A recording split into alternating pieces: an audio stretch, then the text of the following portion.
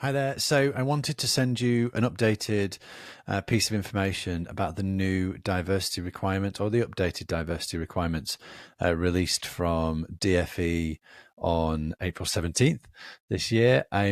We've obviously sent out some information already, and we've done some work here, and we've been in touch with DFE to just get some clarification.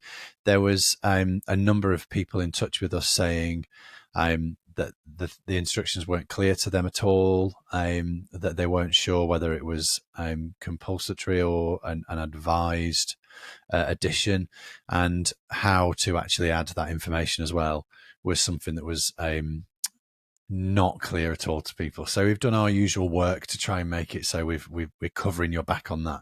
So what I'm going to do is just give you a very quick rundown on the details that we know that we've got from DFE, so we can actually give you some hopefully more specific advice on what to do here. So from our point of view, in terms of the questions we've been being asked by clients and others, are around how to present the information while keeping it anonymous. And one of the suggested ways of implementing that has been to include a statement which is just saying something like our school, our trust is committed to having an active board that is diverse and inclusive and reflective of the community we serve. More information is available on request from the office. So we wrote that sentence and in response to a couple of enquiries, and we've spoken to DFE, and they have said that that's a valid response. So there you go. So you can just put a sentence on that says, this is who we are, this is what we're doing, we are committed to this as a thing, speak to us. And you can see how that is not creating any work. Hooray. It is also giving you a bit of time to breathe on that to make sure you can gather your stuff, but it's also acknowledging the requirement. Then the other example, and I will just quickly share my screen if I can get this. Here we go. So this is from one of our website clients, and this is a page that's on their site. And what they said to us is that they have taken the information that was already in their diversity information they already had, they've pulled it out, and they have added specific information within there. So if you can see within this document, hopefully that's helpful. Obviously it's going to be a bit small, but hopefully it's helpful. I think if we go down, let me see, it's right down near the bottom here. So yeah, so there is a section here about governors being reflective of the diversity from within the community. So they're talking about here, they've obviously got the list of their schools, and they're talking about what the demographics of the local area says, and they're then talking about what the kind of structure of the board looks like in relation to that. They actually already had all that information. They've just pulled it out super quickly and put it as a separate thing to make sure they've covered this very, very quickly. So that's awesome, isn't it? Just something to highlight there. This school have actually said, as part of this conversation, that they've had a recent inspection following the principles that we apply. This is so good. And I want to, obviously, this is really helpful from our point of view to know that we're getting some stuff right. But I really want to say it mostly to champion the school, but also to say to you with confidence that the processes and the procedures and the software, the tools, the content, the advice that we put out there is reliable. The only comment on the website that they had as part of their inspection was one particular document had an empty appendix. That was everything across that whole inspection from a website point of view.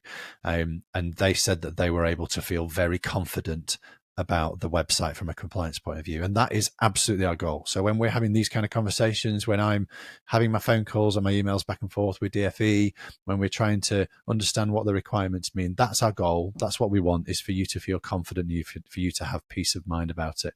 So just let me also, and this will be in the content we put out, but just let me also, there was a few other questions, kind of FAQs that were going to DFE as well, that they were kind enough to share with us.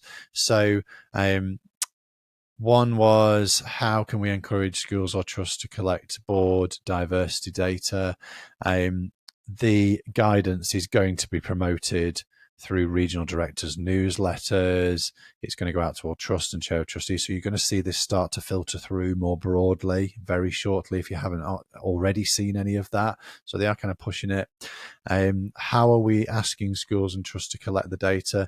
They're not prescribing how you collect the data, and that's quite in keeping with what they already do.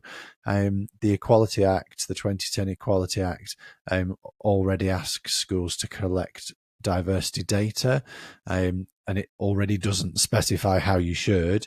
It allows you to decide for yourself on that. Is it mandatory for schools and trusts to collect and publish board diversity data? This is an important one because this has popped up a few times. Is it? No, it is not. It is not mandatory for you to do this. It is something they strongly encourage. So from my point of view, having done this for a long time, when they strongly encourage you to do something, they really want to see it, but they're not going to hold you to account on it. So just do it. It's one of those. And bearing in mind that the sentence that we mentioned before, which again we'll put in the content to go alongside this, is quite clear, and you can just say a sentence. As long as you have the data somewhere, then you can just put a sentence on your site to update it.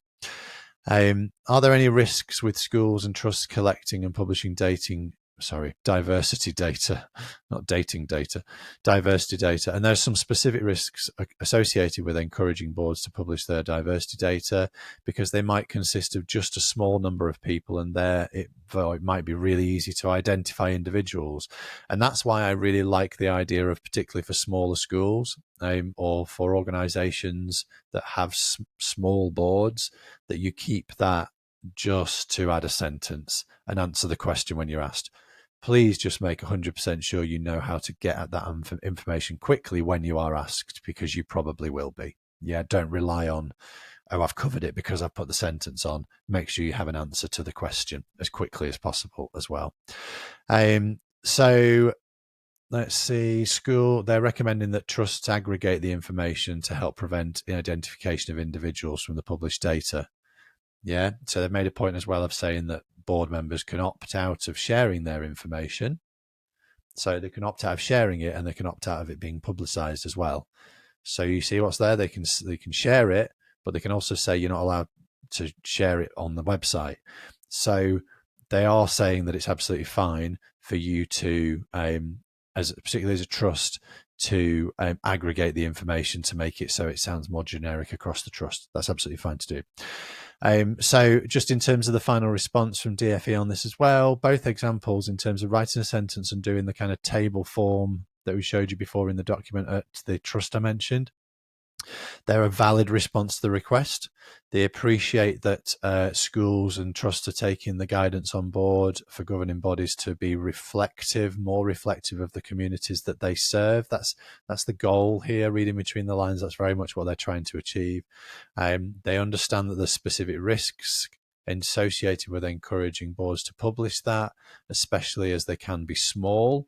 And that's why they've not specified a prescriptive way that the data should be collected and published, and why it's something that we're only encouraging rather than a mandatory ask.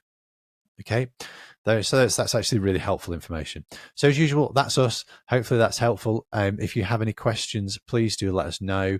If you haven't already downloaded the guide that covers everything from a compliance point of view, then do that. But any questions, please do come to me directly.